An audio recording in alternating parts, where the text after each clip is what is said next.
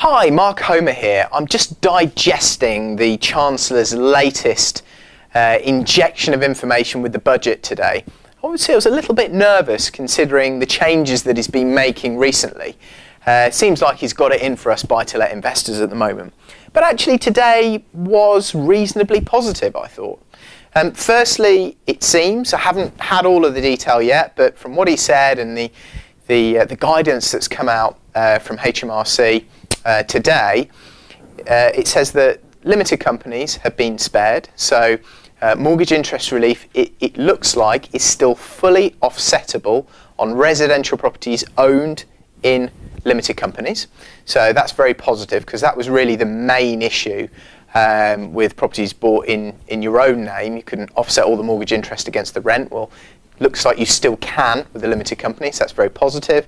I didn't see anything about incorporation relief, so again, be able to transfer properties over out of your own name into a limited company and defer any capital gains tax, so that's very positive. The stamp duty remains. Negative aspect to that is he's kind of backtracked on the 15 or more exemption. It was in consultation. What he was saying was if you own 15 or more properties, and especially companies, they might be exempt from stamp duty, or the extra stamp duty, the extra 3%, but that's not the case. It's going to be payable for everyone and all limited companies. There are some nice positive changes there for commercial property owners. The first one being anything bought below £1 million. The stamp duty is now on the kind of slice system rather than slab-sided. So a little bit like you did with residential properties, not buy-to-let residential properties, but for homeowners. He changed the stamp duty system.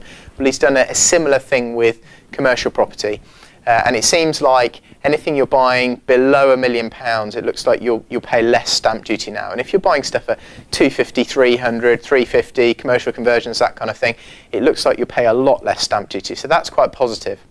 It also looks like with commercial buildings that are going to be rented out, the business rates that those businesses that are inhabiting and occupying those buildings, it looks like the business rates could be reduced. There's a new higher threshold for small business, so that's quite a positive thing. And the other big change is the capital gains tax today. Normally or prior to today, capital gains tax was 18 or 28%, depending on whether you were a lower rate or a higher rate taxpayer. Well, he's actually reduced that for everything except for residential properties. There's a theme here. To 10% or 20% if you're a higher rate taxpayer. So that's a very positive thing. Obviously that applies to commercial properties. So if you've got any commercial properties you're buying, or especially if you're ready to sell them, well, the capital gains tax on those is now 10% or 20%, depending on how much income tax you pay. And that applies to all other asset classes as well. So that's quite positive.